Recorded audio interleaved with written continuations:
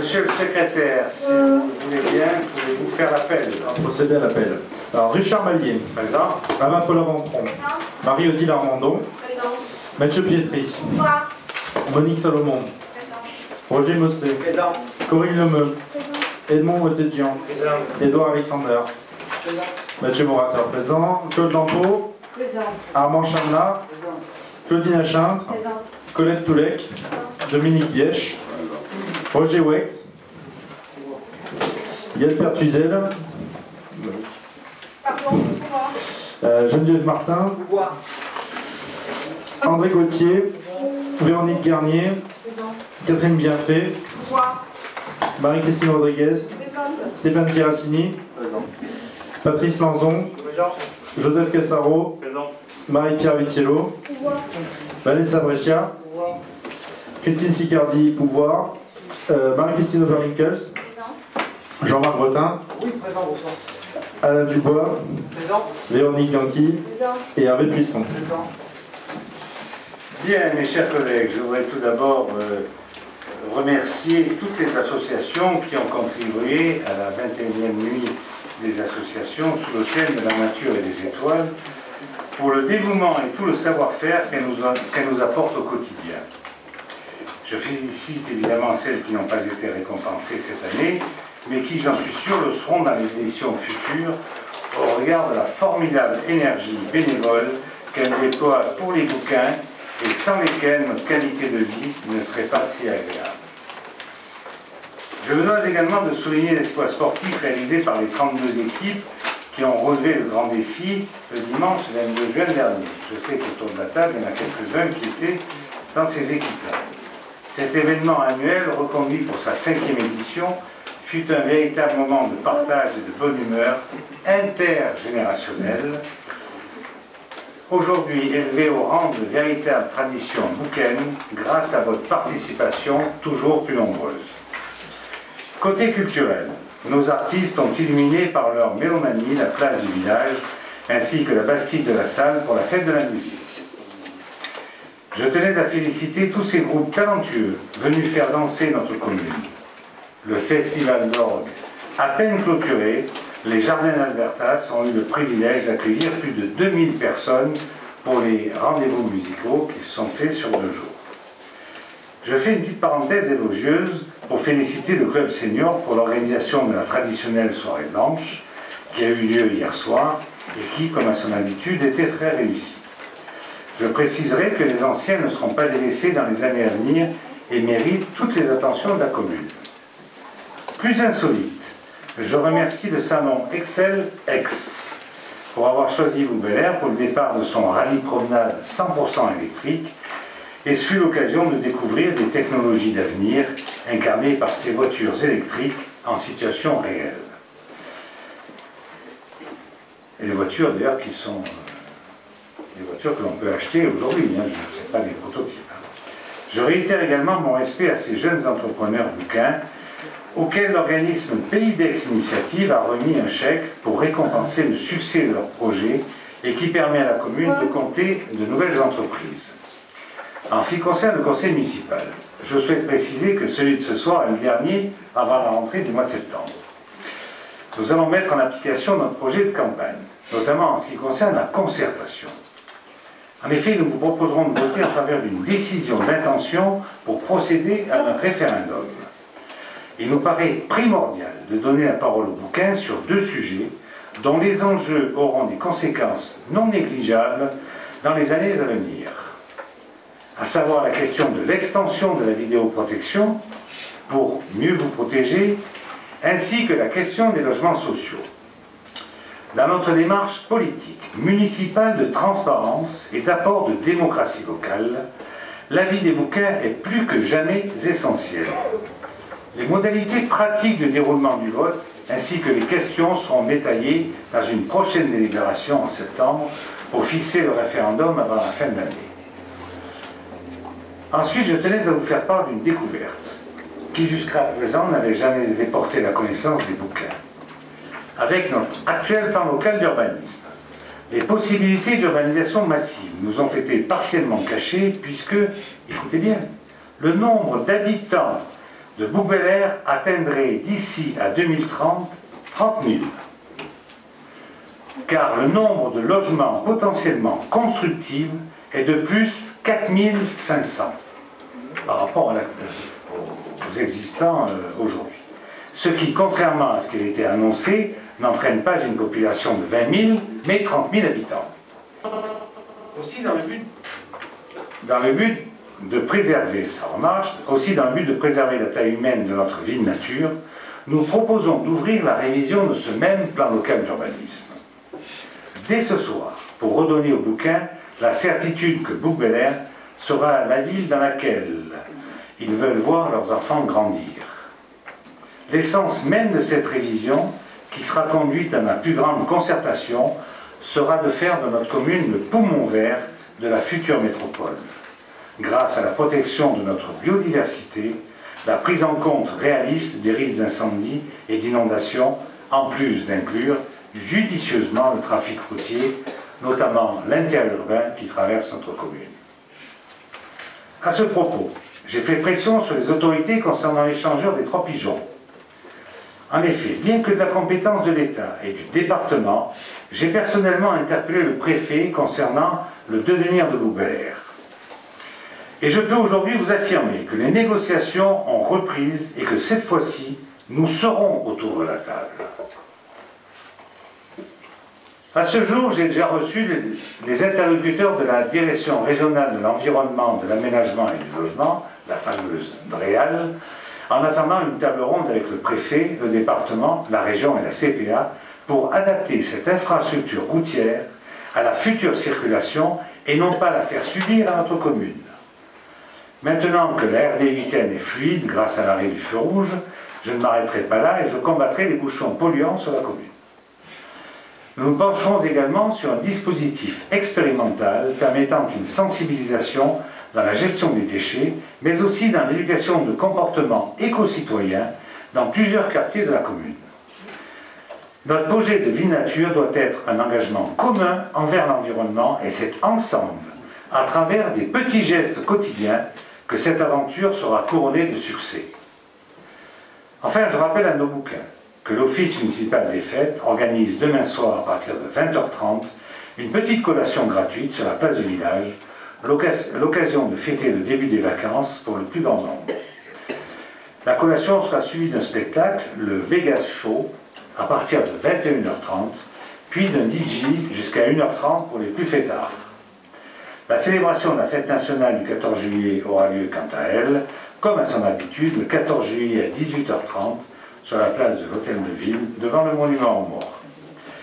Je rappelle enfin pour les amateurs d'art que le château accueillera le 37e Salon des artistes, l'occasion de récompenser de nombreux artistes.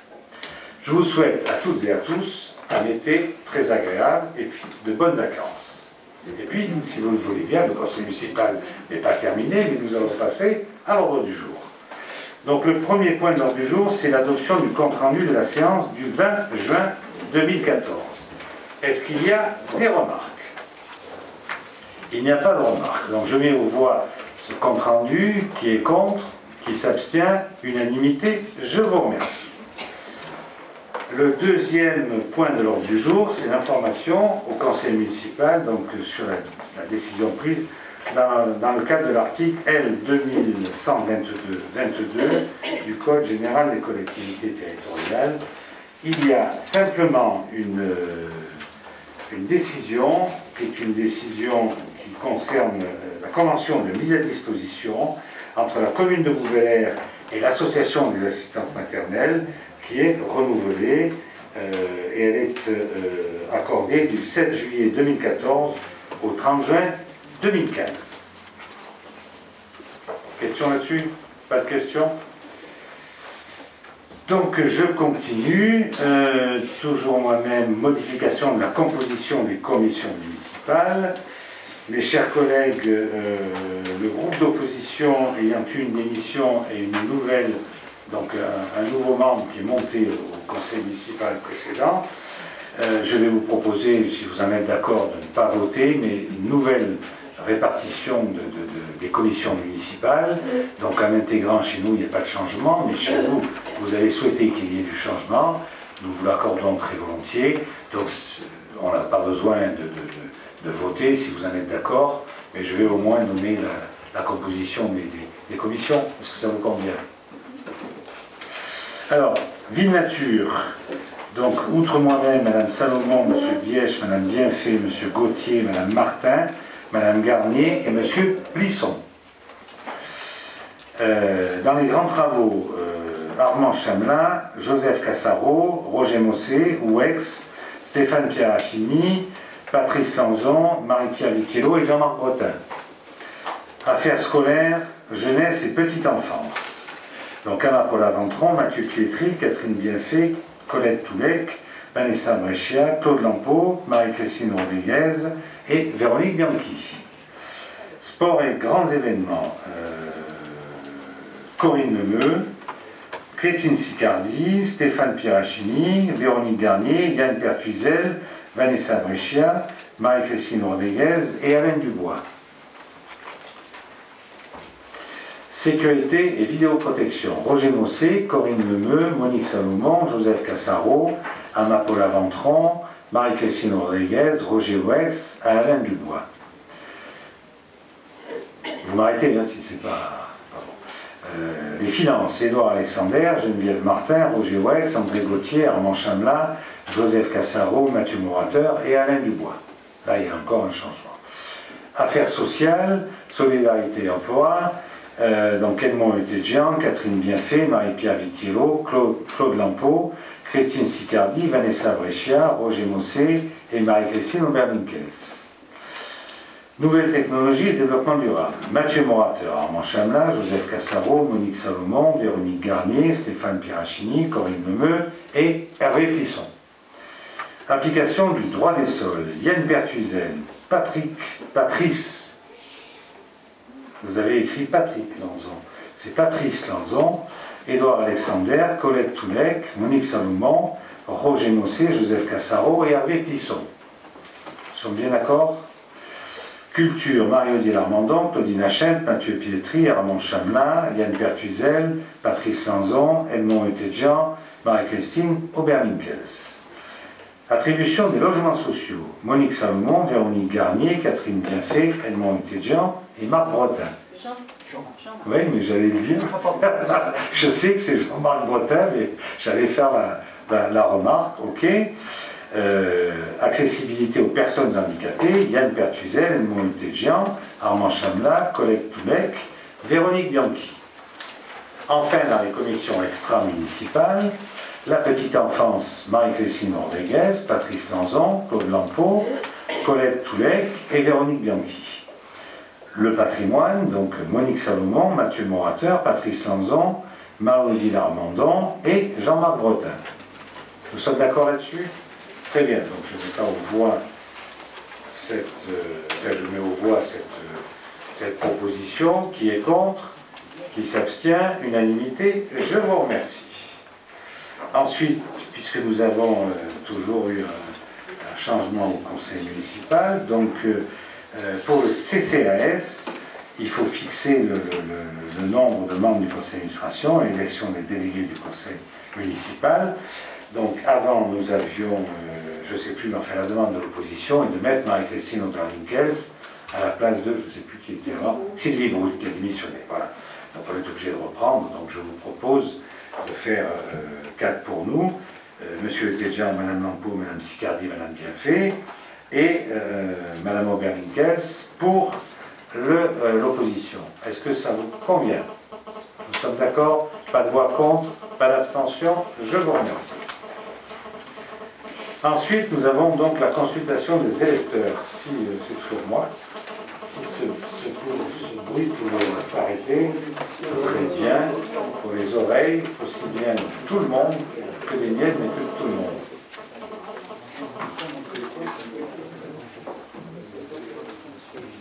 Voilà, le téléphone ayant fini de sonner, l'attention s'arrête. Alors, mes chers collègues, donc nous avons, lors de la campagne des élections municipales, en ce qui concerne notre liste, Mieux vivre en Loup-Belair, qui est devenue aujourd'hui la majorité municipale, nous sommes engagés à consulter la population sur la question du logement, en particulier du logement social, et sur le développement de la vidéoprotection avec un centre de surveillance urbain. Vous savez tous ce qu'est un centre de surveillance urbain. Donc aujourd'hui, je vous propose, en fonction de l'article 1112-17 du Code général des collectivités territoriales, qui lui nous dit l'Assemblée délibérante de la collectivité territoriale arrête le principe et les modalités d'organisation de la consultation. Le conseil municipal est invité à se prononcer dans un premier temps sur le principe de la consultation. Donc, c'est ce que je vous disais tout à l'heure, au mois de septembre, lors du conseil municipal,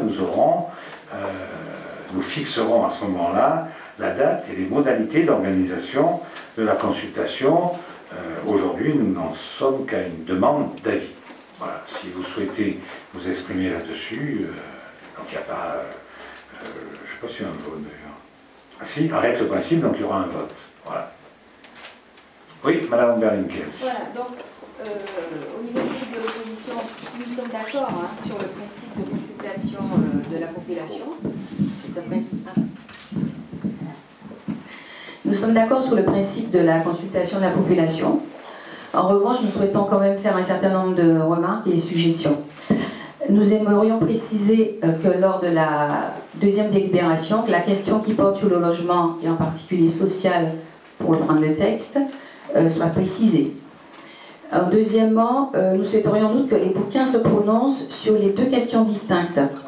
En effet, si la question 2 porte sur le développement de la vidéoprotection, elle peut être effectivement réglée par nos administrés, la première me semble inutile, sauf à attendre des bouquins qui se prononcent contre la loi. Je rappelle que l'ancienne municipalité s'est engagée dans une phase de rattrapage et qu'effectivement un plan local de l'habitat a été validé par le préfet et par la CPA. Et donc, ce PLH a donc engagé la commune pour qu'un certain nombre de logements sociaux soient construits dans les 3 années qui viennent, avec un bilan bien entendu à la fin. Donc, justement parce qu'ils se sont engagés en ce sens, l'amende de la commune est de 170 000 € par an. En cas de rupture de cet accord, l'amende va être multipliée par 5, soit 850 000 €.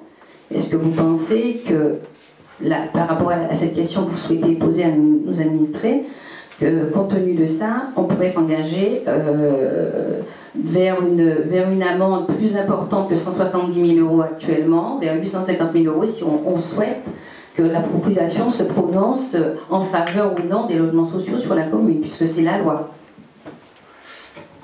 Madame la conseillère municipale, c'est bien d'avoir engagé le débat. Aujourd'hui, ce n'est pas ça. Aujourd'hui, nous sommes à une question de principe.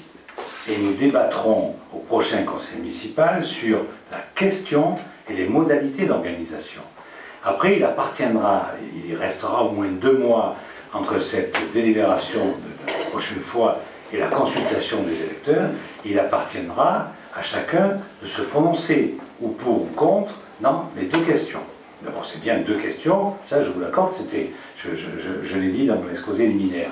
Il appartient donc à chacun, opposition majorité, de se prononcer pour ou contre et d'expliquer pourquoi il est pour et contre. Et là, nous aurons une campagne électorale. Et dans ce cadre-là, il sera envoyé aux électeurs de la commune les positions de chacun sur la position de la majorité et de l'opposition. Tout au moins, on pourra y mettre dans la consultation des électeurs. Il faudra qu'on explique. Donc nous en serons, si vous voulez, vous anticipez là le débat. Nous ne sommes pas qu'au débat. Là, simplement, moi je retiens, si vous voulez, que vous êtes d'accord avec la consultation des électeurs. C'est tout. Nous, c'était un engagement de campagne. Aujourd'hui, on vous le dit, on prend une décision de principe de le mettre, parce que c'est comme ça, c'est l'article, je le répète, 11, 12, 17 du Code général des collectivités territoriales qui le prévoit. Aujourd'hui, je vous demande simplement de vous prononcer sur oui ou non. C'est une question de principe. Voilà. Après, au prochain conseil municipal, nous débattrons et sur la question et sur l'organisation. Et même, ce qu'on peut peut-être vous proposer, c'est de faire une réunion de travail, quitte à le faire en commission plénière, puisqu'il n'y a pas de commission là-dessus, mais de faire une commission plénière du conseil municipal qui pourra se réunir avant, où nous allons discuter des modalités d'organisation de ça. Mais en commission plénière, ce n'est pas un organe délibérant, c'est une commission, donc c'est pas public, et on peut très bien, l'ensemble du conseil municipal, c'est la proposition que je vous fais. Répondez-moi.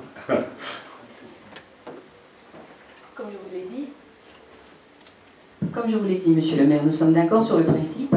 En revanche, il y a une des deux questions sur laquelle vraiment je ne vois pas. Je vous pose une question sur l'organisation du conseil municipal en commission plénière pour que nous puissions préparer ça. Nous sommes d'accord. Ah, merci. Ok, très bien. Eh bien écoutez, donc je mets au voie cette proposition. Qui est contre? Qui s'abstient? Unanimité. Je vous remercie. Ah oui, juste je n'osais pas répondre dessus, mais sachez que le PLH n'a pas été adopté par la communauté du Pays d'Aix. Le plan local de l'habitat n'a pas été adopté. Il a été adopté par la communauté seulement? Il n'a pas été adopté par la communauté du Pays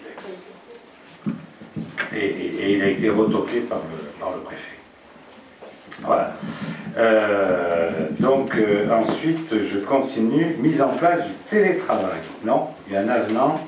Avenant au contrat communautaire pluriannuel du développement avec la communauté du Pays d'Aix. Voilà, donc on a un avenant qui vous a été donné. Est-ce que vous avez des questions là-dessus? Est-ce qu'il est passé en commission? Non, il n'y a pas de commission qui a regardé ça.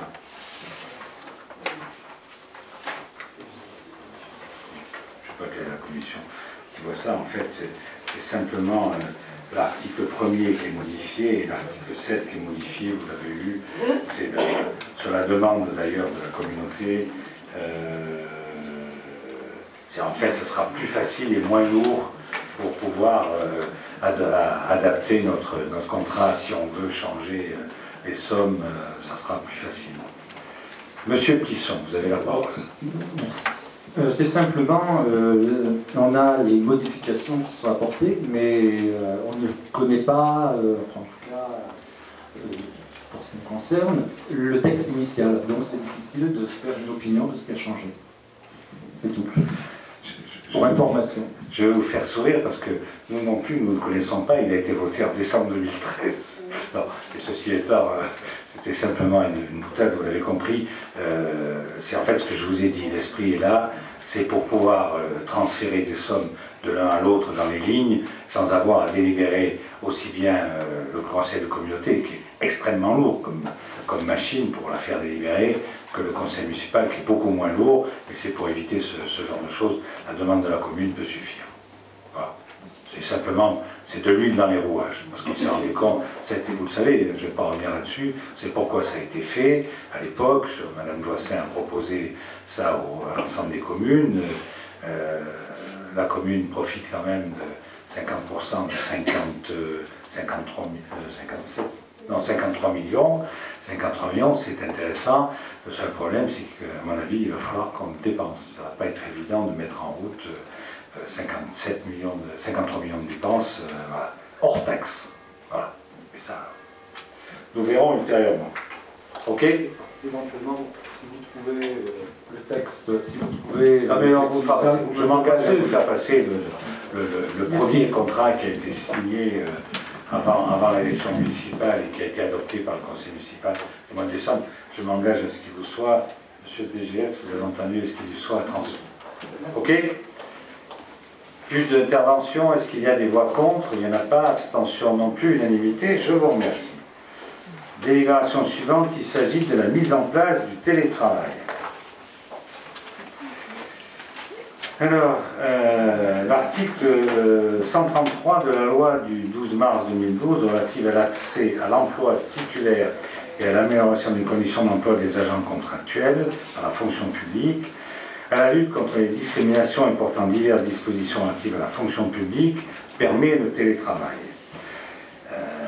Le décret d'application pour la fonction, qui devait avoir lieu après le vote de cette loi, pour la fonction publique territoriale, doit être publié à l'automne. Par contre, on a un cas, si vous voulez, où on a quelques difficultés avec ses collègues de travail. Compte tenu de ça, il est proposé au conseil municipal de se prononcer sur le principe de la mise en place du télétravail au sein de la collectivité. En effet, le télétravail a pour objectif de créer des conditions de travail plus souples pour un travail efficace en dehors du lieu de travail habituel. C'est-à-dire, en fait, là, les locaux communaux. Il n'augmente ni ne diminue le nombre d'heures de travail et la charge de travail. Il s'inscrit dans la recherche d'un équilibre entre les nécessités de service et les rythmes personnels du télétravailleur, ainsi que la préservation de sa vie privée et de sa santé. Les préoccupations relatives à l'équilibre du temps de vie des agents, la pénibilité de certaines situations ont conduit à réfléchir à la mise en œuvre de ce dispositif permettant la mise en place dans certaines conditions et pour des situations particulières du télétravail. Il est précisé qu'une convention sera établie avec le télétravailleur. C'est un mot qui est dur à l'oreille, c'est télétravailleur, afin de formaliser les conditions de la mise en place du télétravail, et notamment la définition des missions, la date d'effet, le contenu de l'accord, sa durée, sa cessation et sa reconduction, le lieu, les équipements ainsi que les dépenses à la charge du service et du télétravailleur. Nous avons consulté le CTP, le Comité technique paritaire, le 30 juin 2014 sur cette possibilité et il a mis un avis favorable. Donc il est proposé de laisser au maire, non c'est pas moi qui devais rapporter ce dossier, mais l'élu qui est délégué à ça, malheureusement je le fais à sa place. Donc il est proposé au conseil municipal de laisser à l'exécutif étudier les demandes et prendre la décision sur l'ouverture ou non de cette possibilité aux agents la requérant. Voilà, mes chers collègues, je vous ai brièvement exposé cette délibération, même plus que brièvement, donc qui souhaite intervenir? Monsieur Dubois, vous avez la parole. Merci, monsieur le maire.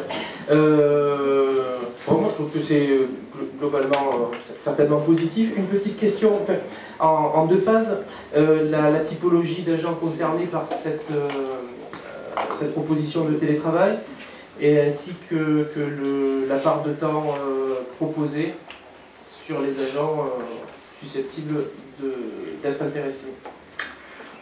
Bien, tout ça vient du fait que nous avons un agent qui a une pathologie, je m'exprime en termes médicaux, une pathologie qui fait qu'elle ne supporte pas les parfums, les odeurs, ce genre de choses. Donc ses collègues de travail, évidemment, la gênent dans l'exercice de son...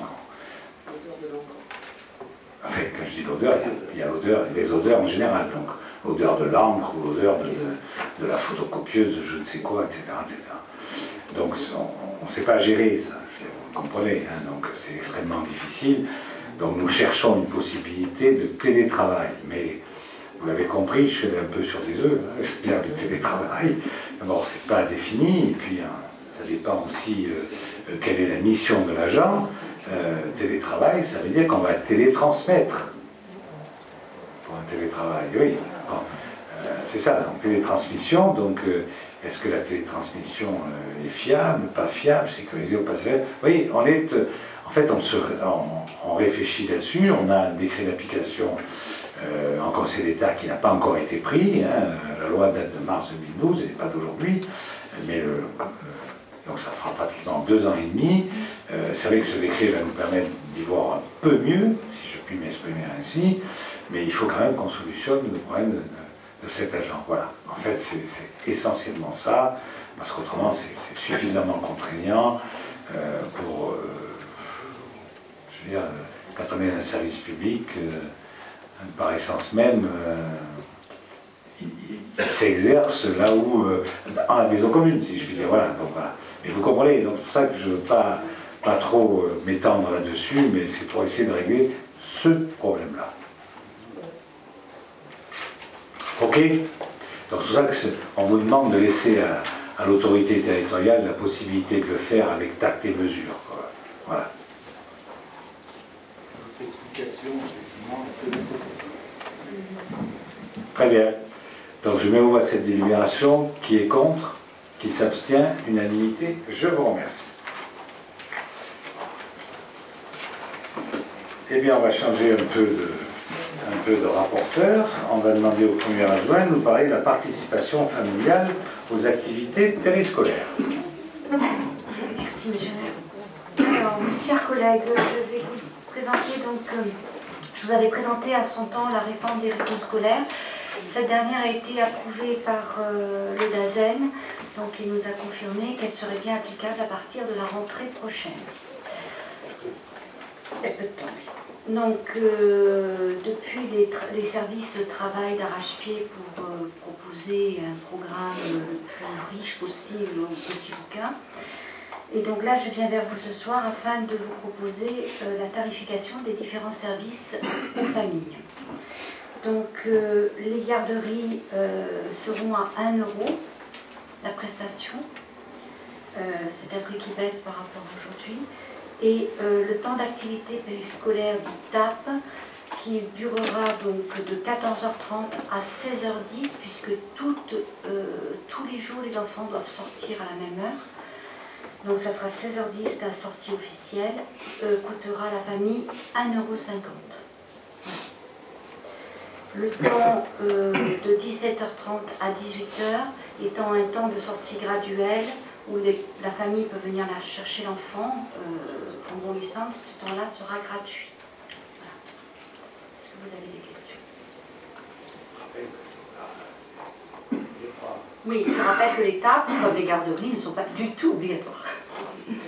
Voilà. J'ai juste une question. Oui. Je vois que la garderie pour l'école maternelle, elle va jusqu'à 18h. Et celle pour l'école élémentaire jusqu'à 17h30. Il me semble qu'on avait, il y a bien longtemps de ça, déjà réglé le problème, puisque les parents qui venaient chercher les petits... Oui, c'est 18h aussi la Donc il y a une erreur simplement. Non, c'est parce que c'est gratuit. Il n'y a pas de tarification entre 17h30 et 18h. Là, c'est une délibération sur la tarification. Donc, c'est gratuit. À partir de 17h30 jusqu'à 18h, c'est gratuit. Mm.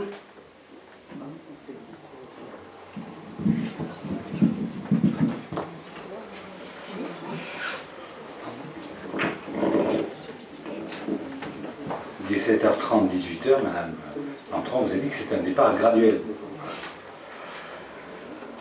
Donc plus de questions là-dessus, donc je me vois cette délibération. Qui est contre, qui s'abstient, unanimité, je vous remercie. Ensuite, nous avons Monique Salomon qui va nous parler de la modification numéro 2 du PLU. Ah, excuse-moi, j'ai sauté une sollicitation de la communauté du Pays d'Aix pour une aide d'équipement culturel.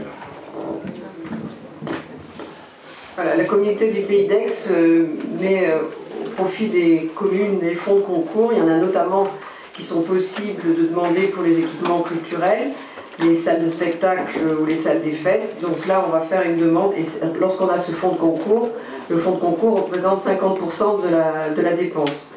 On va faire une demande pour la salle des Terres Blanches, notamment pour revoir l'éclairage, pour certains matériels qui sont ou trop vieux ou dégradés. Et le coût estimé du projet est de 5 300 € hors taxe, avec donc 50% pour chacun, de 1 650 € pour la CPA et pour la commune. Question à Marie-Odile Armandon. Il n'y en a pas. Bon, mais je m'envoie cette délibération. Qui est contre? Il n'y en a pas. Abstention non plus. Unanimité. Je vous remercie. Délibération suivante. Alors là, excuse-moi. Modification numéro 2 du PLU. Monique Salomon. Merci, Monsieur le maire. Le Conseil vous informe qu'on ne va pas voter cette délibération. C'est une délibération d'information. Parce qu'il y aura par la suite une délibération réelle, si vous voulez, sur les modifications qui seront faites dans le cadre de cette modification. À la suite du projet sur ces modifications et suite à l'enquête publique, le Conseil municipal délibérera et adoptera le projet en tenant compte des avis et des observations du public par délibération motivée. Ce projet de modification vise en fait, le maire a décidé de mettre en œuvre cette modification numéro 2 du PLU pour intégrer des corrections matérielles qui étaient déjà prévues par la municipalité précédente, c'est-à-dire supprimer certains emplacements réservés, apporter des corrections sur certains articles du règlement qui pouvaient porter à confusion, mais aussi prendre en compte le porter à connaissance du préfet sur le risque des feux de forêt, sur les aléas subis ou induits qui rendent inconstructibles certaines zones, mais aussi intégrer le PPR, le plan de préparation des risques, sur le retrait-gonflement des argiles et le schéma d'aménagement et de gestion des eaux de l'Arc sur les zones inondables. Alors, il y a une petite coquille à un moment sur le SAGE. Il y a écrit SDAGE et en fait, il faut lire le SAGE. Alors, nous avons eu on a connu, si vous voulez, on a reçu la loi ALUR, donc la loi pour l'accès au logement et à un urbanisme rénové, promulguée donc le 23 mars 2014 et qui a fait l'objet d'une application partielle immédiate, donc en supprimant différentes choses, c'est-à-dire les surfaces minimales, le coefficient d'occupation des sols, la possibilité d'étendre les constructions existantes en zones agricoles et naturelles. Afin de rester cohérent, si vous voulez, avec l'économie générale du PLU approuvée, nous intervenons sur une modification des règles du PLU sur les points suivants qui s'avèrent nécessaires et portera donc sur les hauteurs, les prospects, les coefficients de biotope, la diminution de la surface minimum de plancher imposant des logements sociaux. Ce que vous disiez tout à l'heure, la municipalité précédente avait prévu donc 50% de logements sociaux à partir de 1000 m² de construction, et donc nous reverrons ce plancher. Et aussi les parkings privatibles non plus. Voilà. Donc c'est simplement une délibération d'information et il n'y a pas de vote. Non, ce n'est pas une délibération, c'est simplement une information. Une modification numéro 2 avait été commencée sous la municipalité précédente. Et tout simplement, nous la continuons, donc on sera amené à se prononcer dans le prochain conseil municipal ou le conseil municipal d'après, sur elle-même, sur la modification numéro 2, de manière à faire l'enquête publique. Il y aura une commission Oui, bien sûr, ça, on le verra en commission. On l'a déjà vu en commission, donc avec M. Plusson, et il était là, on en a parlé. Voilà, sur l'information. Ok, eh bien nous passons donc à la délibération suivante. Alors là, on prescrit la révision du plan local d'urbanisme de la commune, rapporteur Monique Salomon. Alors, avant de vous présenter la délibération, je voudrais faire une petite introduction concernant justement, pour que vous soyez au courant, si vous voulez, de la manière dont a été élaboré le PLU en 2012. Oui. Alors, il a été approuvé le 20 décembre 2012. Ce PLU, évidemment, c'est un document politique destiné pour les 20 années suivantes le développement de la commune. Tel qu'il a été établi, il prévoyait 20 000 habitants à l'horizon 2030, avec une production de logements difficile à déterminer. Et pour atteindre cet objectif fixé pendant la campagne de faire de Bourg-Bel-Air un poumon vert entre Aix et Marseille, pour la ville nature, donc, le maire propose de réviser ce PLU afin que la commune ne devienne pas la ville béton. Le cabinet sélectionné lors de l'appel d'offres pour cette révision a calculé, en tenant compte des options décidées par la majorité précédente, que ce n'était pas 20 000 habitants en 2030, mais le double d'aujourd'hui. Le nombre d'habitants aujourd'hui, en 2014, c'est 14 100, donc pratiquement 30 000 habitants en 2030. Et le nombre de logements doublerait. Il y en avait 5 151 en 2008, 5 423 en 2014, et compte tenu des options qui ont été prises sur les zones, ce pourrait être encore 4 900 logements de plus en 2030. Alors je vous précise que le PLU définit les zones urbaines, celles à urbaniser, les zones agricoles et les zones forestières ou naturelles. L'objectif de la municipalité, c'est leur projet. Le projet, c'est de faire de Bourg-Bel-Air la ville nature de la métropole. Donc, il faut maîtriser le développement de l'urbanisation, réaffirmer le caractère essentiel de l'agriculture traditionnelle et préserver aussi les espaces naturels et agricoles, préserver et valoriser la qualité de l'environnement et notre biodiversité, baisser le rythme annuel de consommation d'espace et conserver nos paysages. Alors pour ce faire, nous prescrivons, le maire donc prescrit la révision numéro 2 du plan local d'urbanisme. Monsieur le maire vous informe que le PLU approuvé le 20 décembre 2012, modifié le 14-10-2013, révisé le 14-10-2013 et conformément aux articles R123-15 et R123-25, il revient à la commune de décider de la révision du plan local d'urbanisme. Nous engageons cette révision pour prendre en compte toutes les thématiques environnementales, les trames vertes et bleues de la loi Enel, dite Grenelle 2, mais aussi pour mieux préserver les espaces naturels et agricoles et tous les espaces d'intérêt écologique, faune et flore. Il s'agira ainsi de mieux maîtriser la consommation foncière et de prendre en compte la gestion de tous les risques, inondations, incendies et argileux. Je ne lis pas tout ce qui a été fait, en fait, je reviens un peu plus loin. Les modalités de concertation qui sont définies, les publications dans la revue municipale d'articles concernant la procédure de concertation, le diagnostic et le projet d'aménagement et de développement durable, des informations en ligne sur le site internet de la commune pour tous ces points donc de diagnostic, etc. Et on le mettra sur un espace d'expression qui sera créé sur le site de la commune. 2 expositions seront organisées, une sur le diagnostic et la seconde sur le PADD. Donc, je vous précise, le projet d'aménagement et de développement durable. Évidemment, les administrés auront la possibilité d'écrire au maire et au service urbanisme pour toute demande ou remarque. Des permanences hebdomadaires seront tenues en mairie par monsieur le maire, l'adjoint délégué au PLU ou les techniciens d'urbanisme dans la période de 1 mois précédant l'arrêt du projet de PLU par le conseil municipal. 3 représentations publiques seront organisées. La première sur le diagnostic, prenant en compte l'étude environnementale, la deuxième sur le PADD, la troisième sur le zonage et le règlement synthétique avant l'arrêt, à l'issue desquels le public pourra s'exprimer. Évidemment, cette liste n'est pas du tout exhaustive et si vous avez des idées, on pourra toujours la compléter.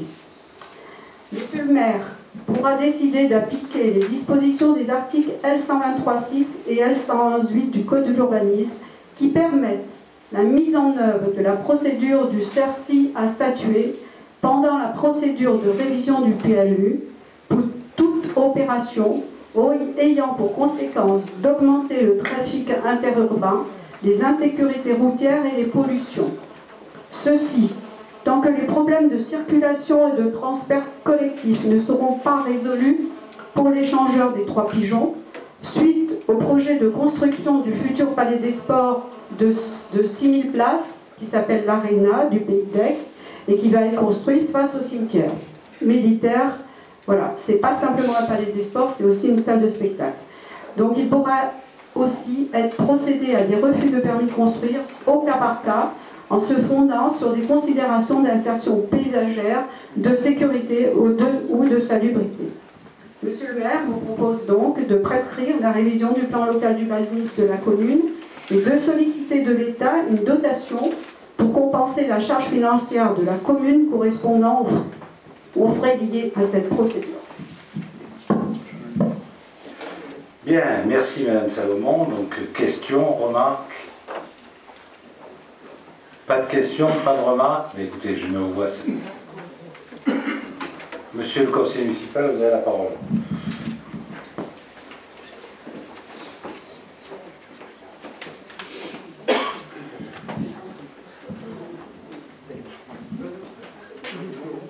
Mais parlez de voilà.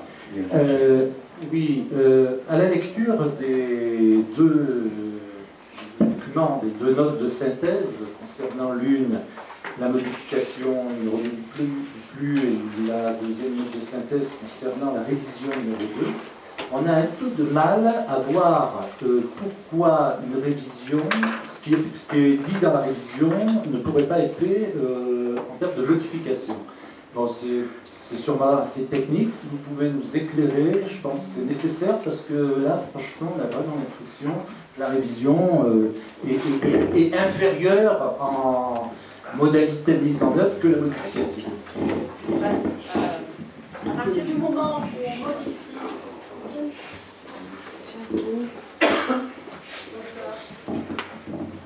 à partir du moment où on modifie plus de 20% ou moins de 20% du zonage et des caractéristiques des zones, on est obligé de faire une révision. Voilà, la procédure l'exige. C'est donc qu'il est envisagé de modifier au moins 20% du zonage, implicitement. Ah non, c'est pas 20%, on va changer l'économie générale du plan local d'urbanisme, c'est clair. Ben, écoutez, M. Pissot, on vous l'a dit, on a eu un calcul qui a été fait par un bureau d'études, qu'on a mis là-dessus, et qui nous a dit, mais aujourd'hui, compte tenu du zonage et du PLU existant, et des règlements existants, vous allez doubler votre nombre d'habitants. Parce que d'avoir 4500 logements de plus, on ne peut pas accepter ça. Vous voyez, donc on fait vraiment une révision du plan local d'urbanisme parce qu'il nous faut la faire. Et on est obligé. Nous, on n'a pas été élus pour ça. Je ne sais pas ce qui vous concerne, mais nous, on n'a pas été élus pour ça. On l'a dit, on l'a écrit, les bouquins se sont prononcés, les choses sont claires. On ne prend personne à défaut. Là, on a été clair, on a assez dit. Donc on ne peut pas accepter 4500 logements nouveaux dans les 15 ans à venir. Voilà. C'est pour ça qu'on fait une révision du PLU. Mais je crois qu'on veut aussi mettre quand même l'aspect biodiversité, le respect de l'environnement, etc. Parce que là, ça c'est permis par la grenalisation, mais ça je l'ai dit, il faut prendre en compte, si vous voulez, le Grenelle 2. Donc, c'est pas moi qui vous dis le contraire. Mais c'est obligatoirement une révision dans ce cadre-là. Mais l'application de la loi Allure ne sort pas. Ah non, puisque la loi Allure, en fait, on va les gérer par la loi Allure, on va la gérer par la modification. Et là, on ne révise pas. Non, l'application de la loi Allure, sur notre PLU, on ne peut pas l'accepter. On dit les choses clairement. On ne peut pas accepter, encore une fois, 4500 logements nouveaux dans les 15 ans à venir. C'est clair. On n'a pas été élus pour ça. Vous avez peut-être été élus pour ça, en tout cas, nous, on n'a pas été élus pour ça. Voilà.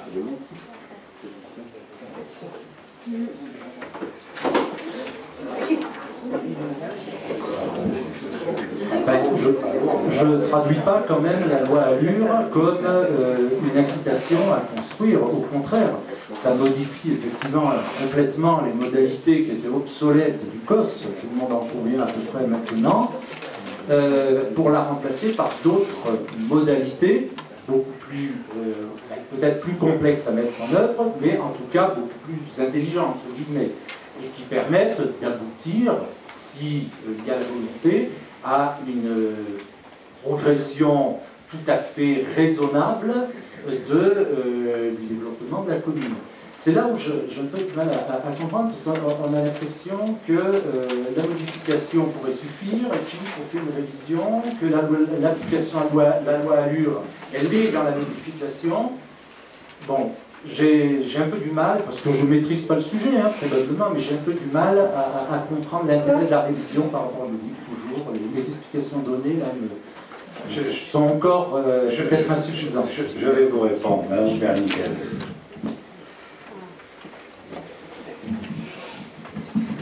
Je crois que la dernière fois, quand j'avais posé la question à M. le maire sur ce qu'il souhaitait faire en termes de révision du PLU, il m'avait répondu, Madame Aubert-Nickel, je fais de la politique, j'ai été élue à 70%, je crois qu'il faut qu'on recadre ce débat sur... C'est une volonté politique de réviser le PLU. Ce PLU de Bouc-Bel-Air, qui effectivement est cité en exemple par les services de l'État, aujourd'hui, il est dénoncé par la nouvelle municipalité, ça s'est acté, c'est un choix politique. Je pense que nous tous autour de la table, nous n'avons pas forcément envie d'être envahis, de vivre mal, etc. Simplement, nous avons aussi envie peut-être que nos enfants demain puissent vivre à Bel-Air. Que nos enfants aussi, nous puissions leur donner un petit bout de terrain si nous en avons. Nous avons aussi envie de ça. À trop restreindre et à mettre comme ça des barrières telles que vous allez le faire, c'est ce qui va arriver au bout du compte. Voilà, donc moi, ce qui me chagrine un petit peu, c'est que je vois poindre aussi derrière tout ça une certaine spéculation financière, l'augmentation du mètre carré sur Bel-Air. Je veux dire, on peut anticiper, nous sommes là... Vous êtes en train de construire une politique sur les années à venir. Alors, à la fois, on peut dire effectivement, il faut limiter la population, l'arrivée de tant de population sur Bel-Air, parce qu'il y avait derrière ça une volonté politique. À la fois, je pense qu'il faut faire très très attention aussi avec cette modification du PLU, puisque on a l'impression, en vous écoutant, que l'ancien PLU n'était pas du tout bon. Il manquait ça, il manquait ça, il manquait ça, alors qu'elle était citée, il était quand même cité en exemple par les services de l'État. Donc c'est inquiétant. Bien, simplement, Madame Aubert-Linkels, vous êtes une nouvelle élue. Je rappellerai qu'avant, c'est vrai que vous n'aimez pas que je dise avant les élections municipales, mais je suis bien obligé. Avant les élections municipales, il y avait une modification du plan local d'urbanisme qui a été suscitée par l'ancienne équipe. Et c'est elle qui disait, on a fait quelques erreurs et quelques modifications, elle n'a fait que répéter ce qui a été dit quand elle a été prescrite, cette modification. Bon. Donc, vous dites qu'il était cité en exemple, mais de l'autre côté, eux-mêmes avaient reconnu qu'il y avait un certain nombre de choses qui n'allaient pas. Aujourd'hui, nous vous disons, mais c'est politique, et nous l'assumons. Je dis bien les choses clairement. Nous l'avons dit, c'était un projet municipal, eh bien nous le mettons en application. Que vous ne le votiez pas, c'est votre problème, mais ce n'est pas le nôtre. Parce que M. Plisson faisait référence à la loi Allure. Aujourd'hui, le gouvernement, la loi Allure, elle n'est pas si vieille, elle n'a même pas 4 mois. Elle a été promulguée de mémoire le 24 mars 2014, quand c'était 26. Bon, 24 mars, donc ça fait même pas 3 mois. Ou ça fait même pas 4 mois, pardon, bon, et on parle déjà de la revoir, parce que les conséquences, alors qu'elle est à peine promulguée, évidemment, on la connaissait depuis un moment, puisque le Conseil constitutionnel était saisi et ça n'a abouti qu'au mois de mars. Fin mars, c'est là où elle a été promulguée. Mais on sait déjà les conséquences. Et le gouvernement est en train de se dire, il faut réviser la loi Allure, dite Allure, là, de Madame Duflot. Bon. Pas moi qui dis, hein, je ne me permettrai pas de faire de la politique, moi je constate simplement. Par contre, localement, je fais de la politique. Et je vous dis que moi j'ai été élu avec un projet et que ce projet, nous le mettrons en application. C'est clair. Et nous assumons. Alors la différence entre M. Plisson, entre révision et modification, je vous l'accorde. J'ai mis un moment moi-même à comprendre qu'on était à la marge, mais comme on change l'équilibre général du plan local d'urbanisme, il vaut mieux passer par une révision. Mais on est quand même obligé de finir la modification numéro 2. Bon, voilà. Alors je reconnais qu'on va mener ça en parallèle et que la révision, elle ne se finira que dans un an et demi. Vous savez pourquoi? Je n'ai pas besoin de vous faire un dessin. Parce que le 1er janvier 2016, nous dépendons normalement de par la loi. Mais vous savez, avec le gouvernement que nous avons, c'est tellement compliqué qu'ils font des pas en avant, des pas en arrière, des pas sur le côté. Donc peut-être qu'ils vont revenir sur cette loi qui, au 1er janvier 2016, nous met dans une métropole de 93 communes. Bon, et que c'est la métropole qui aura compétence du PLU intercommunal. Parce que le PLU ne sera plus communal, il sera intercommunal. Alors nous l'avons dit, on ne va pas recommencer la campagne électorale. Nous l'avons assez dit, il n'est pas question de passer sous les fourches codines d'une métropole en ce qui concerne notre PLU. On aura largement le temps dans les années à venir. Ce que nous voulons, c'est qu'au 31 décembre 2015, eh bien, le PLU soit figé sur cette commune. Et ça, c'est ce que nous avons dit dans notre projet municipal. Donc nous l'assumons.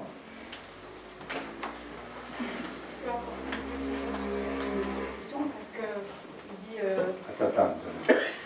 Il n'y a qu'un micro de plus.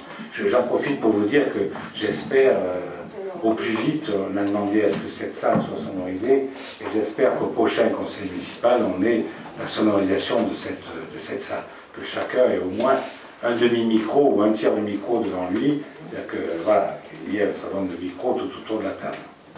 Alors, la loi Allure a supprimé le COS.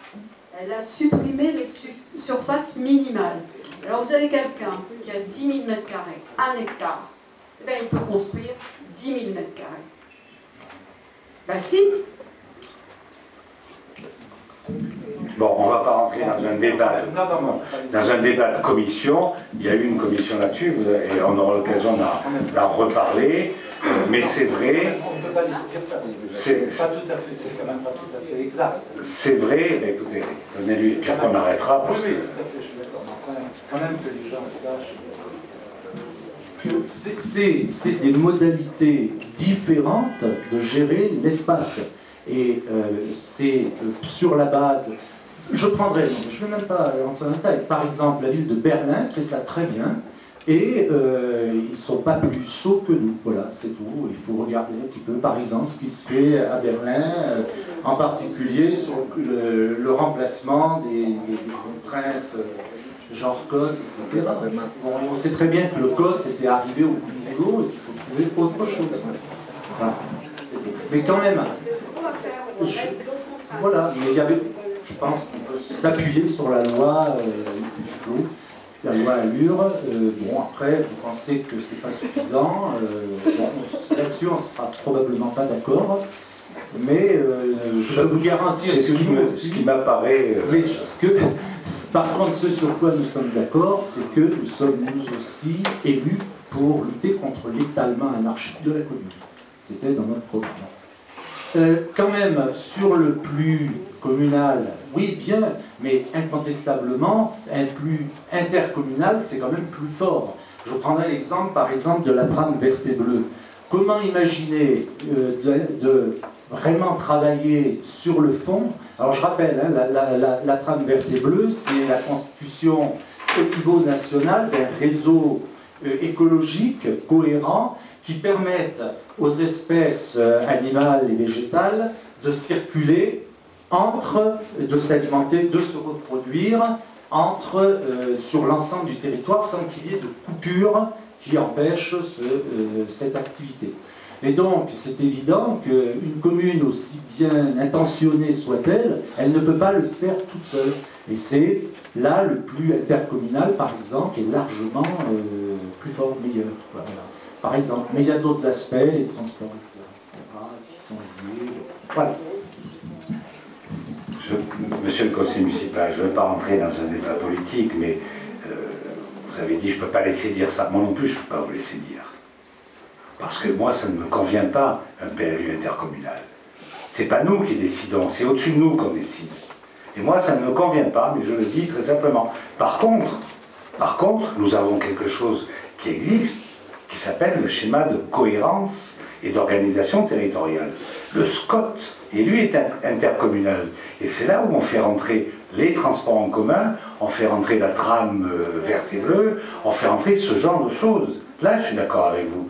Mais là, c'est au niveau de la CPA, c'est à la communauté du Pays d'Aix. C'est à son niveau-là. Mais pour moi, le plan local au plus large, pour moi, le plan local d'urbanisme, il doit être tenu par les élus locaux. Vous savez, j'en discutais tout à l'heure avec le président de la Chambre de commerce et d'industrie, avec qui j'ai déjeuné. Et alors, on parlait tous les deux de la métropole. Vous savez que lui, il est pro-métropole, il l'a assez dit, on le voit, Jacques Fischer, chaque fois, il parle avec le préfet terrible, etc., etc. Et je lui disais que mais moi, ça ne me convient pas que d'autres, que les élus locaux, puissent décider, même s'ils sont élus d'une manière directe, puisque c'est ce vers quoi on va, hein, l'élection directe des conseillers métropolitains, on y arrivera, je pense, avec le gouvernement qu'on a, je pense qu'on arrivera à ça. Je dis de toute manière, moi, c'est très simple. Ce qui s'est passé à Vitrolles il y a une quarantaine d'années, parce que c'est ça, je sais pertinemment qu'à Bouc-Bélair, on voulait faire la même chose, et qu'on avait le choix de ville nouvelle entre Vitrolles et Bouc-Bélair. Mais écoutez, je remercie les élus de Bouc-Bélair de l'époque d'avoir fait en sorte que ça ne vienne pas à Boubelaire et que ça parte à Vitrolles. Vitrolles était un village sur un rocher, pire que Boubelaire, c'est vraiment un rocher, vous savez, le vieux Vitrolles, où il est, bon, et en dessous, il y avait une plaine phénoménale, où on a fait une zone industrielle et une ville nouvelle avec une densification extrême. Bon. Je ne fais pas de jugement de valeur, mais je préfère vivre à Boubelaire qu'à Vitrolles. Et pour... Depuis 40 ans, on a appris. Écoutez, Oui, ce que oui, oui, c'est en forgeant comme des forgerons, je suis d'accord avec vous, mais quelquefois on peut se poser des questions aussi. Bon, en tout cas, heureusement, c'est vrai que ça ne s'est pas produit à Boubelaire, parce que c'était le même contexte. Voilà. Bien aujourd'hui, je préfère garantir et défendre la commune avant que ça nous arrive.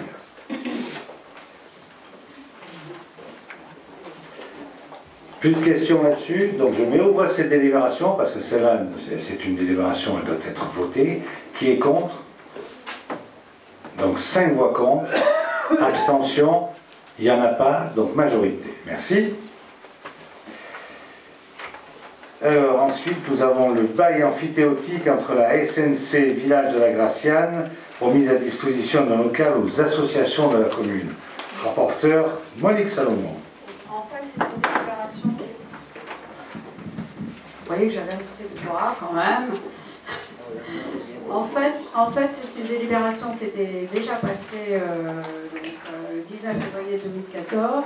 Et il y avait une erreur, en fait, qui s'était glissée dans cette délibération, parce que la parcelle cadastrée AI 582, c'était précisé, au lieu de la parcelle cadastrée section AI 190. Donc voilà, c'est pour ça qu'on replace en fait cette délibération qui annule et remplace celle du 19 février 2014. En s'excusant auprès de Mme Berlinkels, encore une fois, mais on est obligé de parler du passé. Bien, je mets au voie cette délibération. Qui est contre? Qui s'abstient? Unanimité, je vous remercie. Acquisition du terrain Mancel, SCI des Batarelles, rapporteur Monique Salomon. Il s'agit de M. Mancel, en fait, qui a créé un lotissement sur la commune, et puis bon, il lui restait un petit bout de terrain de 97 mètres carrés, et comme c'était joint, si vous voulez, à des routes de la commune, il a décidé de le céder à la commune moyennant 1 euro. Voilà. Et donc, en fait, alors que le bien il a été estimé à 1 400 euros. Beau geste. Voilà. Mais bon, c'est nous, c'est la mairie qui va payer les frais de notaire, quoi. Hein. Enfin, comme c'est 1 euro, ça ne va pas coûter grand-chose. Non, je crois que les frais de notaire, c'est l'enregistrement et c'est sur la valeur vénale, la valeur estimée, et non pas sur le prix réel. Voilà. En l'occurrence. Parce que si le prix était à 10 000 euros, on paierait sur 10 000 euros, bien que c'est chiffré à 1 400. Vous voyez ce que je veux dire? Et là, ça on ne paye que, ça fait, on paiera sur 1 400. Donc voilà, c'est la mairie qui va entretenir cette petite parcelle tout en longueur de 97 mètres carrés. Donc vous avez vu ça en commission en son temps, donc question là-dessus, il n'y en a pas. Abstention, il n'y en a pas non plus. Voix contre, non plus. Unanimité, je vous remercie. Ensuite, nous avons attribution d'une subvention au CCFF de Boubelaire, rapporteur Roger Mossé. Merci, Monsieur le maire. Attribution d'une subvention au CCF. Monsieur le maire propose au conseil municipal d'attribuer au comité des feux et forêts une subvention de 300 euros. Cette somme permettra au CCCF d'acheter un outillage nécessaire aux opérations et à l'entretien et réparation dans le cadre de leur activité. Question là-dessus? Il n'y a pas de question, donc je mets au voie cette délibération. Qui est contre? Pas de voix contre. Abstention non plus. Unanimité, merci. Délibération suivante, il s'agit de la rétrocession d'une concession au cimetière du village. Rapporteur Roger Mossé. Madame Hélène Lafourque, épouse Bonnet, seule ayant droit domicilié à Antigua, 45 000 Orléans, demande la rétrocession à la commune à titre gratuit de la concession perpétuelle caveau vide qu'elle possède au cimetière du village pour avoir acquis le 30 décembre 1963. Plus de 50 ans. Heureusement qu'elle était perpétuelle. Hein. Donc voilà, comme elle est vide, elle s'aperçoit qu'elle a ça, et donc elle se dit que finalement elle n'a plus aucune attache avec la commune de Montbéliard, donc elle nous la rétrocède à titre gratuit. Donc beau geste, encore une fois. Et là, il n'y a pas de droit d'enregistrement. Voilà, donc pas de questions là-dessus, donc je me vois cette délibération. Voix contre, il n'y en a pas. Abstention non plus. Unanimité, merci. Ensuite, nous avons une subvention exceptionnelle à l'Union Pays d'Aix Handball. Corinne Lemeu va nous expliquer pourquoi Union Pays d'Aix. Je crois qu'ils ont changé de... Oui, monsieur le maire, donc en fait, c'est vrai que le groupe LR Handball est devenu Pays d'Aix Book Handball, tout simplement parce qu'ils ont récupéré la section de handball féminin d'Aix-en-Provence. Voilà. Donc là, cette subvention exceptionnelle qui a été demandée par le club, donc elle concerne bien sûr un événement que vous avez, dont tout le monde a entendu parler, c'est-à-dire que nos jeunes filles de moins de 18 ans sont devenues championnes de France le 1er juin. Donc c'est quelque chose d'absolument exceptionnel, puisque c'est la première fois que ça arrive, et comme quoi des communes comme les nôtres peuvent rivaliser avec Nîmes, puisque c'est Nîmes qu'elles ont battu. Alors bien entendu, c'était quelque chose effectivement d'exceptionnel et qui n'était pas vraiment prévu d'arriver à ce niveau-là. Donc les déplacements, les repas ont engendré forcément des frais. Donc le club nous a demandé de leur allouer une subvention exceptionnelle et nous avons décidé de leur allouer 500 € pour couvrir une partie de ces frais. Alors cette proposition est passée en commission et donc la commission a donné un avis favorable à cette subvention. Très bien. Donc, on a vu en commission, pas de questions, donc je me vois cette délibération. Voix contre, il n'y en a pas. Abstention non plus, unanimité. Je vous remercie.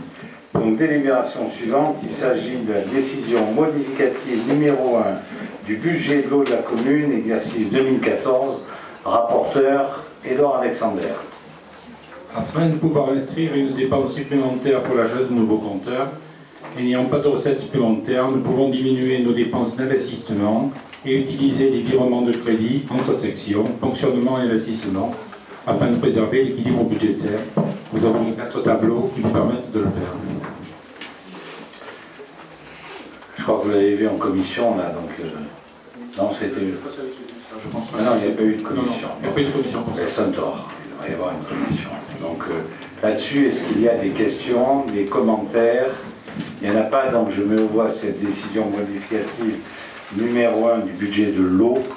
Voix contre. Il y en a... Alors, 5 contre. Abstention. Il n'y en a pas, donc majorité. Délibération suivante, il s'agit de la décision modificative numéro 1 pour l'assainissement. Après l'eau, évidemment, on voit l'assainissement. L'exercice 2014, toujours le même rapporteur, Édouard Alexander. Nous avons versé une avance forfaitaire à la société GIG avant le début d'exécution du marché réhabilitation des réseaux eau usée du chemin de Saint-Hilaire. Le remboursement se fait lorsque le montant cumulé des prestations exécutées atteint au départ 67% du montant initial du marché. Ce remboursement s'articule qu'à des opérations d'ordre, c'est-à-dire nous avions versé 5% du marché, à partir du moment où nous atteignons 60%, nous le récupérons. C'est ce qui explique donc le tableau des dépenses et des recettes. Question là-dessus? Il n'y a pas de questions, donc je mets au voie cette délibération, voix contre. Donc 5 contre, abstention, il n'y en a pas. Majorité, je vous remercie. Donc on en est à réactualisation du plan de financement du contrat départemental de développement et d'aménagement 2012-2014 pour le pôle jeunesse avec le Conseil général des Bouches-du-Rhône, rapporteur Teddy Alexander. Donc, Monsieur le maire rappelle au conseil municipal que la commune réalise son pôle jeunesse. Après avoir approuvé le plan de financement prévisionnel de cet équipement pour un coût d'objectif global de 7 45 000 €, l'Assemblée délibérante a sollicité l'aide du département. La commission permanente du Conseil général, en date du 30 novembre 2012, a décidé de doter cette opération d'une aide financière de 2 421 259 pour un montant subventionnable de 6 752 955 au titre du contrat départemental de développement et d'aménagement. Pour l'année 2014, le plan de financement prévisionnel de cette opération s'établit comme suit. Nous avons le Sénat qui a versé une subvention de 30 000 €. Le Conseil général, pour 2012, 2013, 2014, 2 421 259. La CPA incitatif, 1 780 000. La CPA globalisée, 386 960. Et la commune sur un financement de 2 123 817, ce qui fait un total de 6 542 957. Une question ? Oui, juste un commentaire sur les 6,5 millions. En fait, nous ne sommes pas comptés là-dedans, précisément les honoraires de la SPLA. Nous avons 500 000 €, nous avons l'étude qui nous a coûté 24 000 €, la SPLA pour 408 000 et une révision pour 168 000. Voilà, et c'est pas fini. Enfin, voilà. On a 1 an de chantier seulement, et il nous reste encore aujourd'hui 9 mois de chantier. C'est maintenant où arrive un certain nombre, d'après ce que je sais, un certain nombre de problèmes. Voilà. Mes chers collègues, en fait, il s'agit simplement de demander la troisième, puisque c'est fait en 3 ans, 2012, 2013, 2014, donc la troisième tranche du Conseil général, tout simplement. Voilà. Pas de questions, donc je mets aux voix ces délibérations. Qui est contre? Pas de voix contre, abstention non plus, unanimité, je vous remercie. Ensuite, nous avons le rapport d'activité du délégataire eau et assainissement en 2013, rapporteur Teddy Alexander. La commune doit mettre à disposition des usagers, des élus et des administrations le compte rendu annuel sur le prix et la qualité du service public d'eau potable et de l'assainissement destiné à l'information des usagers. Ce rapport et l'avis du conseil municipal seront mis à la disposition du public dans les conditions prévues à l'article L 1411-3 du CGTT par voie d'affiche et auprès de la Direction générale des services. Pour information, vous avez 380 pages à lire si ça vous fait plaisir.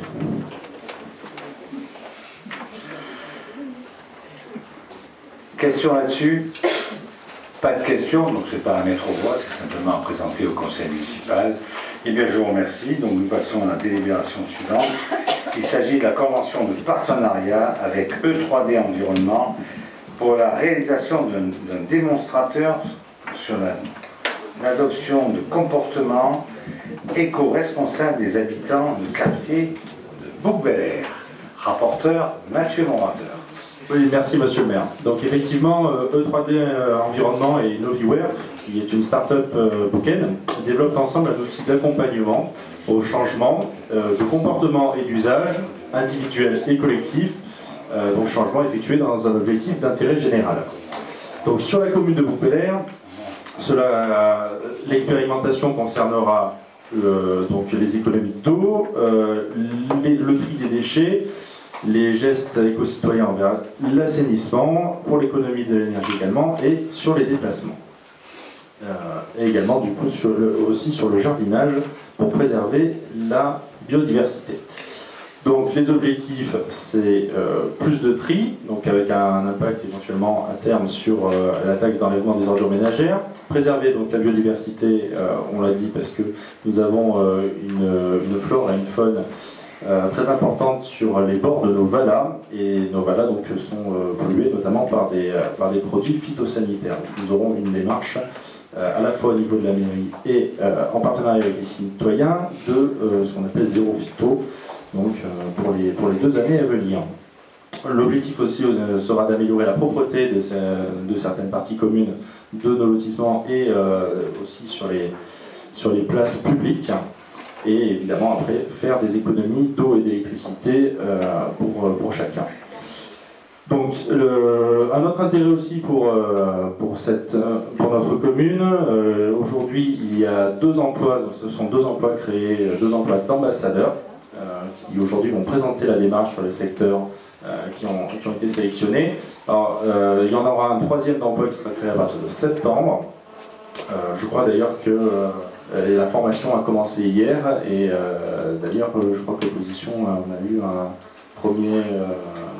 une première un premier avant-goût, puisque au niveau de la formation, c'est tombé sur vous. Je crois que vous êtes le premier à avoir eu. C'est pas de bol. À avoir eu la. On n'a pas de bol. C'était pas un service commandé, c'était pas du tout. Vous en faites pas. Mais en tout cas, vous avez eu donc l'avant-goût sur le secteur de la Graciane.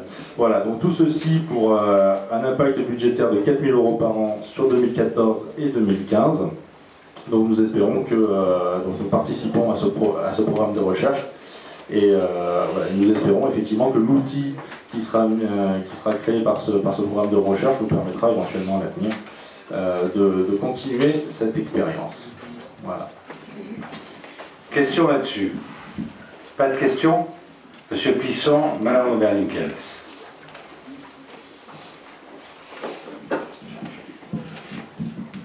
Oui, donc sur le principe, très bien, pas de problème. Juste peut-être une ou deux remarques. D'abord, c'est vrai que l'opération coûte peu à la commune. N'oublions pas quand même que c'est une opération qui coûte quand même à peu près 300 000 € globalement, puisque c'est un financement de la région et un autofinancement de 3D.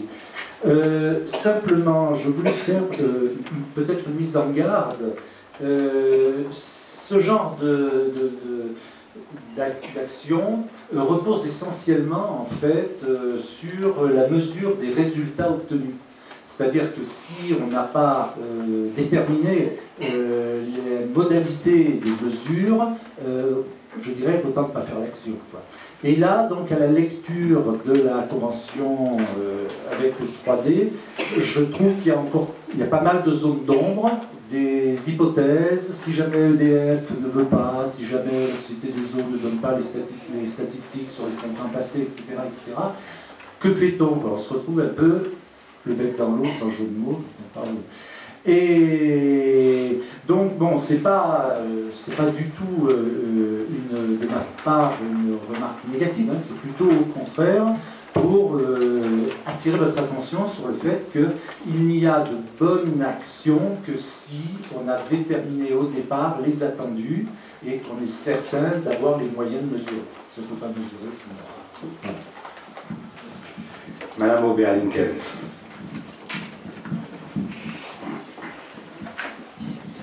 Bon, je partage ce que vient de dire Hervé. J'ai juste je souhaite juste savoir où s'en est l'opération quartier propre qui avait été mise. Vous voyez, je parle de l'ancienne municipalité aussi. Où s'en est l'opération quartier propre qui avait déjà été initiée par l'ancienne municipalité? Où est-ce que l'agenda 21, par exemple, il y avait une première reconnaissance, il était question que Bourg-Bel-Air ait une deuxième reconnaissance. J'aimerais profiter justement de cette thématique-là pour savoir où ça en est un petit peu. Bien, pendant que Adrien, s'il le veut bien, amène le micro à Mathieu Morateur, je dirais simplement à M. Plisson, on vous a laissé, j'ai demandé à Mathieu Morateur de vous laisser l'occasion de dire que le conseil régional avait fait cette opération et qu'il y avait un financement avant, c'est pour ça que ça ne coûte que 4 000 € à la commune de Bourg-Bel-Air. Voilà. C'était surtout pour dire que c'est une opération lourde. Non, mais nous sommes complètement d'accord et je savais que compte tenu de vos fonctions, vous vous empresseriez, on vous a tendu la perche, vous l'avez prise, c'est très bien. Ceci étant, je partage tout à fait ce que vous avez dit après sur c'est bien gentil de faire moi j'ai connu ça avec les animateurs du tri à l'époque, à la communauté du Pays d'Aix, quand on a commencé, mais si on n'a pas de suivi, ça sert strictement à rien, c'est des coups d'épée dans l'eau. Donc je partage tout à fait ce que vous avez dit, et Mathieu Morateur va nous répondre là-dessus, parce que c'est aussi une question qui m'interpelle, comme on dit. Alors, donc d'abord, oui, effectivement, sur le coût, alors l'opération qui coûte 300 000 €, donc c'est sur l'ensemble de la CPA, ce sont 4 000 foyers. Donc à Bourg-Bel-Air, nous, il y en a entre 800 et 1000 qui vont être suivis selon donc le taux de réussite des ambassadeurs. Donc effectivement, nous supportons à peu près un quart, on représente un quart du coût, et évidemment nous sommes loin d'en supporter un quart du coût. Ce qui est aussi l'objectif de 3D Environnement, c'est qu'évidemment la recherche coûte beaucoup plus cher que l'application future si jamais ça débouche sur quelque chose d'intéressant. Donc là, effectivement, c'est une opportunité pour nous de participer, d'abord. Et puis la prestation à venir, si elle doit se faire, si ça a bien fonctionné, elle sera loin de ce coût-là par habitant suivi, évidemment. Alors, sur la mesure des résultats, donc, effectivement, d'abord, il y a une méthodologie qui a été mise au point par 3D Environnement, et donc c'est de notre côté, et du coup, c'est le travail qui m'a accaparé ces dernières semaines, voir avec nos partenaires, avec le délégataire de l'eau aussi, avec aussi les services de la commune, comment nous pouvions récupérer des mesures. Alors, pour l'électricité, c'est bon, pour l'eau, c'est bon aussi. Pour les déchets, on est d'accord avec la CPA, puisqu'en plus c'est un partenariat avec la CPA, donc heureusement. Avec les services techniques, on est en train d'évaluer les endroits à surveiller pour la propreté. Voilà, donc il y a effectivement, c'est grâce à ce suivi-là, ça fait partie de la méthode d'ailleurs, c'est parce qu'il y a des premiers résultats au niveau collectif qu'on peut continuer à suivre au niveau individuel et que ça incite chacun à plus participer à l'action. Effectivement, c'est essentiel pour la réussite de ce programme. Donc, je pense que là-dessus, j'ai à peu près répondu à vos questions. Voilà, donc, je vais me tourner vers Madame Oberlinkels, donc sur l'agenda 21. Donc, l'agenda 21, effectivement, il a été prolongé. Donc, nous sommes encore à agenda 21 pour 2 ans. Alors, c'est un dispositif dont nous allons aussi évaluer, parce qu'aujourd'hui, on parlait d'évaluation pour le programme avec 3D Environnement. Nous n'avons pas, pour l'instant, nous rentrons dans une phase en fait, d'évaluation des actions de l'agenda 21. Et il n'y a pas que nous, Groupe LR, d'ailleurs, c'est l'ensemble des agendas 21 qui en sont vraiment à cette problématique d'évaluation des actions. Alors, effectivement, nous avons 1 an et demi en fait, maintenant pour évaluer, voir si c'est un outil qui fonctionne bien pour nous, notre commune, sachant qu'il est quand même coûteux. Il peut nous permettre par ailleurs de gagner de l'argent sur les investissements grâce à des subventions de partenaires. C'est vrai, mais il faut évaluer nous ce que ça nous rapporte. Et donc si c'est un outil pertinent pour la suite de notre action, et nous ferons quand même de la concertation avant, puisqu'il y a un certain nombre de citoyens qui ont participé à cet agenda 21. Et donc nous associerons à nouveau au moment de prendre la décision de continuer ou non. Voilà. Mais pour l'instant, c'est continu. Bien, voilà, monsieur mon orateur a répondu à vos questions. OK. Donc je mets aux voix cette délibération, puisque c'est une délibération. Il faut signer la convention, il faut permettre au maire, à l'autorité territoriale de signer la convention. Donc voix contre, il n'y en a pas. Abstention non plus. Unanimité, je vous remercie. Délibération suivante, il s'agit d'une demande de subvention auprès du Conseil général au titre des travaux de proximité 2014 pour la réfection de la chaussée avenue Jean Jaurès. Bien, certaines rues, certaines chaussées méritent d'être refaites compte tenu de leur état de dégradation, particulièrement pour la sécurité des usagers. Alors, compte tenu de la dégradation très importante de la chaussée de l'avenue Jean Jaurès, et cette dernière menaçant donc de s'effondrer, il est nécessaire de procéder à la mise en état de cette rue afin de garantir la sécurité de l'ensemble des utilisateurs, automobilistes, piétons, cyclistes et autres. La réfection de cette chaussée sera réalisée en enrobé silico-calcaire 0,10 sur environ 2250 m² et en renforçant le talus de la petite voie. À cet effet, M. le maire présente au conseil municipal une demande de subvention auprès du conseil général au titre des travaux de proximité année 2014, dont le montant est plafonné à 80% de 75 000 € hors taxe, pour la réfection de la chaussée de l'avenue Jean Jaurès. L'estimation prévisionnelle des travaux s'élève à 79 410 € hors taxe. Le plan de financement s'établit comme suit. Conseil général travaux de proximité environ 76%, soit 80% de 75 000, donc 60 000 hors taxes. Commune, environ 24%, le restant, 19 410 hors taxes, ce qui nous donne 100%, 79 410 € hors taxes. Voilà, juste une réflexion, c'est que je me souviens que cette loi a été faite juste après, au moment des élections de mars 89. C'est quelque chose qui sonne à mon oreille, vous vous en souvenez. Mars 89, c'était en chantier et ça s'est fini quelques semaines après. Et depuis, ça n'a jamais été refait. Voilà. C'est vrai qu'elle est dégradée. Question là-dessus, on demande une subvention, je pense que tout le monde va être d'accord. Donc pas de questions. Voix contre, il n'y en a pas. Abstention non plus. Unanimité, je vous remercie. Là, on est toujours dans les travaux de proximité, mais là, il s'agit de la chaussée de la rue du Capricorne. C'est celle qui traverse la bergerie. Voilà, M. Bisson, comme ça, vous savez. Rapporteur, vraiment Chablin. Bien, même chose. Compte tenu du très mauvais état de la chaussée de la rue du Capricorne et de l'insécurité due à la vitesse excessive des usagers, il faut peut-être insister là-dessus, il est nécessaire de procéder à la remise en état de cette rue en réalisant une réfection de la chaussée en enrobé silico-calcaire de 0,10 sur environ 4000 m². Ceci permettra de sécuriser et faciliter la circulation des véhicules. À cet effet, M. le maire présente au conseil municipal une demande de subvention auprès du conseil général au titre des travaux de proximité année 2014, dont le montant est plafonné à 80% de 75 000 € hors taxes pour la réfection de la chaussée de la rue du Capricorne. L'estimation prévisionnelle des travaux s'élève à 102 490 € hors taxes. Le plan de financement s'établit comme suit. Conseil général, travaux de proximité, environ 59%, soit 80% de 75 000, 60 000 € hors taxes.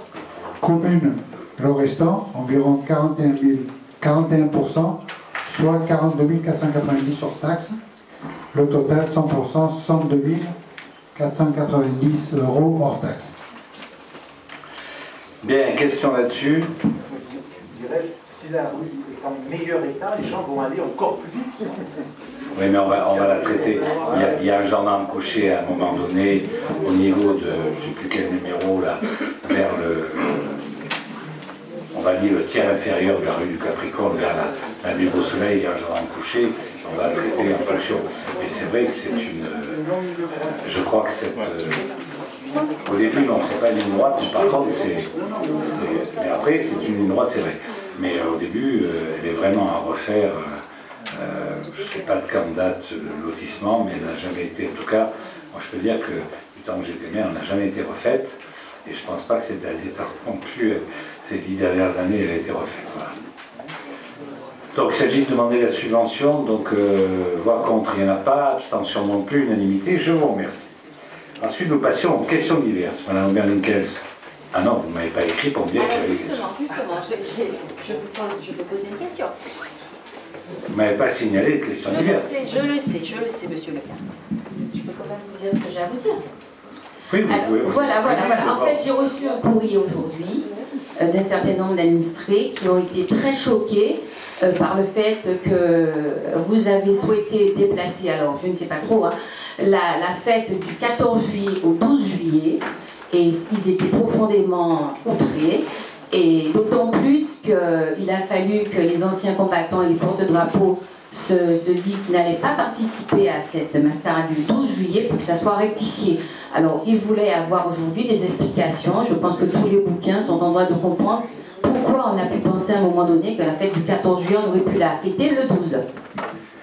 Chère madame, on peut faire des erreurs, et vraisemblablement c'est ce qui s'est passé. Voilà, je ne sais pas comment ça a été transmis, mais il y a une erreur qui a été faite, donc qui a été rectifiée, donc on ne va pas en parler très très longtemps.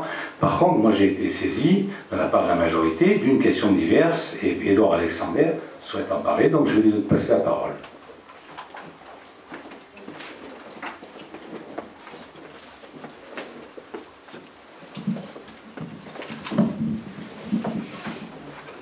Donc, on va vous soumettre une motion de soutien à l'action de l'Association des maires de France pour alerter solennellement les pouvoirs publics sur les conséquences de la baisse massive des dotations de l'État.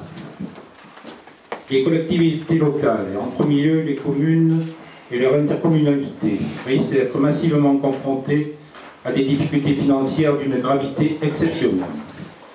Dans le cadre du plan d'économie de 50 milliards d'euros qui sera décliné sur les années 2015-2017, les concours financiers de l'État sont en effet appelés à diminuer de 11 milliards d'euros progressivement jusqu'à 2017, soit une baisse cumulée de 28 milliards d'euros sur la période 2014-2017.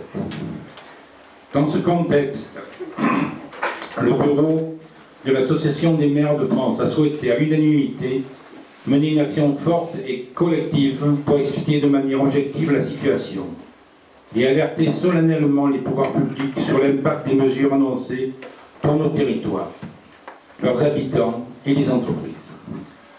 L'AMF, association pluraliste, forte de ses 36 000 adhérents, communaux et intercommunaux, a toujours tenu le discours responsable sur la nécessaire maîtrise des dépenses publiques. Aussi, elle n'en est que plus à l'aise pour dénoncer cette amputation de 30% de nos dotations. Quels que soient les efforts entrepris pour rationaliser, mutualiser et moderniser l'action publique locale, l'AMF prévient que les collectivités ne pourront pas absorber une contraction aussi violente de leurs ressources. En effet, la seule alternative sera de procéder à des arbitrages douloureux, affectant les services publics locaux et l'investissement du fait des contraintes qui limitent leur levier d'action, rigidité d'une partie des dépenses, transfert continu de charges de l'État, inflation des normes, niveau officiellement insupportable pour nos concitoyens de la pression fiscale globale. La commune de Poupélaire rappelle que les collectivités de proximité que sont les communes et leurs intercommunalités sont par la diversité de leurs interventions au cœur de l'action publique pour tous les grands enjeux de notre société. Elles facilitent la vie quotidienne de leurs habitants et assurent le bien vivre ensemble. Elles accompagnent les entreprises présentes sur leur territoire. Enfin, elles jouent un rôle majeur dans l'investissement public, soutenant ainsi la croissance économique et l'emploi. La diminution drastique des ressources locales pénalisera à terme nos concitoyens, déjà fortement touchés par la crise économique et sociale, et pourrait fragiliser la reprise pourtant indispensable au redressement des comptes publics. En outre, la commune de Poupélaire estime que les attaques récurrentes de certains médias contre les collectivités sont très souvent superficielles et injustes. C'est pour toutes ces raisons que la commune de Poupélaire soutient les demandes de l'AMF. Réexamen du plan de réduction des dotations de l'État, arrêt immédiatement des transferts de charges et des mesures nominatives, sources d'inflation et de dépenses, réunion urgente d'une instance nationale de dialogue et de négociation pour remettre à plat les politiques publiques nationales et européennes impactant les budgets des collectivités locales. Voilà, mes chers collègues, c'est une motion qui nous vient de l'Association des maires de France. Il vous est proposé d'en discuter et après je la mettrai aux voix. Qui souhaite intervenir là-dessus?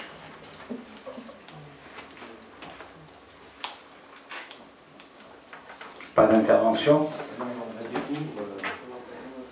Et je crois que comme l'ensemble d'ailleurs du conseil municipal, moi j'ai été saisi en question diverses de l'adjoint délégué aux finances, ce que je comprends tout à fait quand on écoute et qu'on lit la motion. Voilà. En tout cas, sachez que la majorité la votera. Je ne vous sais pas. Bien, est-ce que vous avez des questions là-dessus? Donc je mets au voie cette motion. Qui est contre? Qui s'abstient?